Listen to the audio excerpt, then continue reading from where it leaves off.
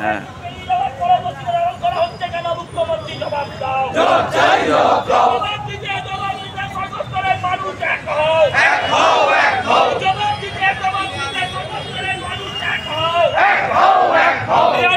ঘটনার প্রতিবাদে রাজ্য জুড়ে মহিলা সমিতির বিক্ষোভ কর্মসূচি চলছে।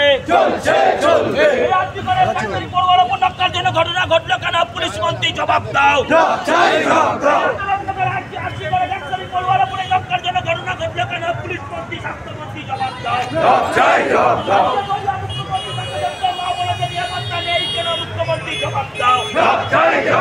জবাব দিতে রাজ্য জুড়ে মহিলা সমিতির বিক্ষোভ কর্মসূচি চলছে।